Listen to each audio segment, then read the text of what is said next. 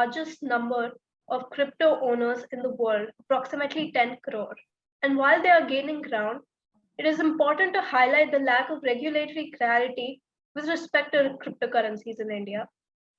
Yeesha Shriyan, a research fellow from the tax law vertical at Vidhi Center for Legal Policy, will be throwing some light on how cryptocurrencies can be taxed in India, what is the way forward, and how other countries are doing it. So, to start right off, Isha, can you tell us if there is any current legislation in India that taxes cryptocurrencies?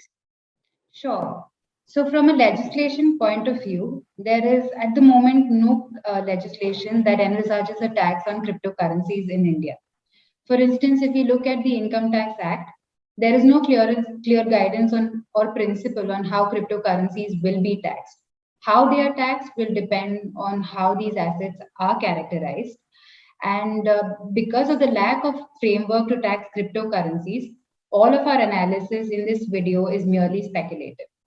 Nevertheless, if cryptocurrencies are recognized as money or currency in the future, there would be no income tax implications.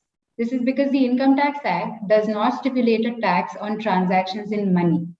Please note that the Indian government does not consider cryptocurrencies to be legal tender as of date.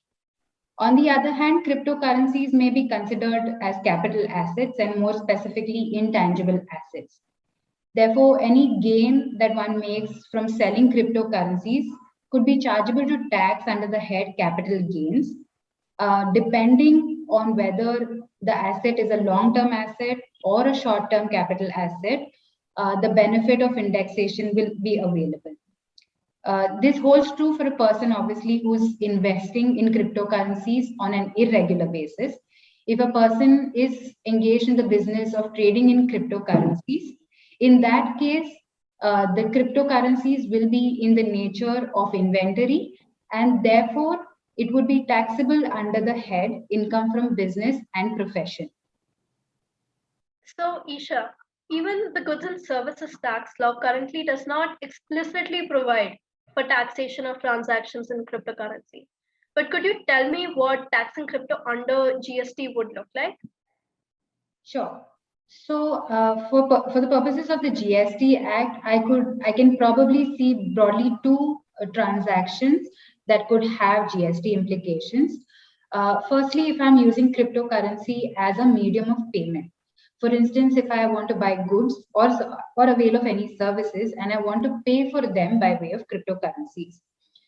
In that case, the definition of supply under the GST Act is wide enough to include certain transactions.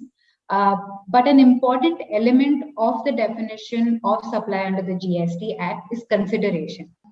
Now, consideration under the GST law has been defined as any payment made or to be made, whether in money or otherwise.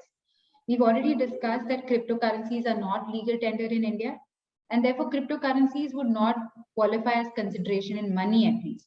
In that case, it may be understood as a supply against another supply or a barter transaction to be precise. Now, in a barter transaction, there are two underlying supplies attracting tax within the same transaction. For instance, if I am buying a Tesla in exchange of the currencies I hold, there is a supply of a car and also a supply of cryptocurrencies. This gives rise to several questions. Firstly, are both supplies which are part of a single transaction liable to GST as though they were separate supplies? If yes, will both the parties in this case be considered a recipient of supply and be eligible to avail credit of input credit? The second question is that how would the supply of cryptocurrencies be classified and valued for the purposes of GST? Now, the second transaction where I perceive GST implication is when a person is trading in cryptocurrencies. Investors generally buy cryptocurrencies by paying for them in fiat currency. In such a case, the cryptocurrency is supplied here against consideration in money. However, it's imperative to decide whether the supply of cryptocurrencies is supply of goods or supply of services. Under the GST Act, goods and services are defined in such a way that they exclude securities and money from their purview. Securities, as defined under the Securities Contract Act, envisages certain rights that the recipients obtain over the issuer securities. Given that cryptocurrencies do not have a centralized issuing authority who undertakes to repay the value represented by a unit of cryptocurrency, cryptocurrencies are unlikely to qualify as securities. We've already discussed that cryptocurrencies are not legal tender in India, and therefore cryptocurrencies are not money. The word property, on the other hand, which forms an integral part of the definition of goods, has a very wide import, and in various contexts, it is understood to be a bundle of rights which the owner has over or in respect of a thing, tangible or intangible, or the thing itself over or in respect of which the owner may exercise those rights. Given these definitions, it's quite likely that cryptocurrencies could qualify as goods under the GST law in India, albeit intangible ones. So, Isha, as you said, while these transactions are not being taxed currently, are persons dealing in cryptocurrencies required to disclose their transactions to any regulators? Yes, the Ministry of Corporate Affairs, through a notification, has for the first time made it mandatory for companies to mandatorily disclose any dealings in cryptocurrency or virtual currency in their balance sheets. However, this mandate does not apply to individuals. Additionally, there is some ambiguity regarding disclosure from a tax standpoint. If an individual is holding foreign assets, such as investment in stocks listed in the US, then he is required to report all his assets and liabilities, irrespective of total income in a financial year. An individual having foreign assets or who is a beneficiary of any asset or having signing authority in any account located outside India is mandatorily required to file ITR even if his gross total income is below the basic exemption limit.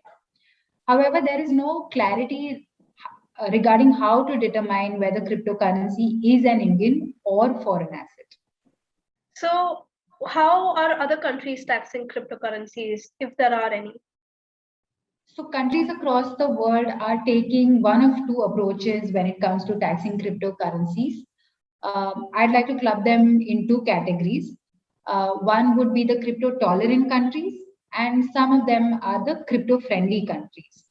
For instance, Japan and UK have, although have not banned the outright use of cryptocurrencies, they have chosen to tax them, and they have a detailed framework as to how they want to tax cryptocurrencies. On the other hand, there are certain countries that are emerging as crypto friendly jurisdictions. For instance, Belarus, Germany, El Salvador, Malaysia. These are all countries that have exempted tax on certain gains that you make out of trading in cryptocurrencies or selling your cryptocurrencies. Germany is a peculiar example because it regards Bitcoin as private money as opposed to a currency, commodity, or stock. And for German residents, any cryptocurrency held for over a year is tax exempt, regardless of the amount. If the assets are held for less than a year, capital gains tax doesn't accrue on a sale as long as the amount does not exceed 600 euros. All right. So, what is the way forward for India regarding taxation of cryptocurrencies? Well, despite multiple reports that say that the Bitcoin bubble may burst anytime and the industry might see 2 to 3 years of what they call a Bitcoin winter, the enthusiasm around cryptocurrencies among Indians doesn't seem to fade. We're currently the largest, we currently have the largest base of crypto owners. And most of these crypto owners are in the age bracket of 21 to 35 living in metro cities, and they prefer cryptocurrencies and mutual funds over fixed deposits or life insurance even. While I understand the enthusiasm, I think that one has to be cognizant of the regulatory aspect of any industry. And there are certain crypto exchanges that have offered to pay the highest tax rate under GST. I think a principled and coherent approach is required to decide on whether we want to tax cryptocurrencies and how to tax them, what should be the rate. Tax is an extractive activity, and it's been used to either encourage or discourage industries in the past. And therefore, having a clear sense of the character of these assets and the risk associated with them is imperative to arriving at the tax policy around them.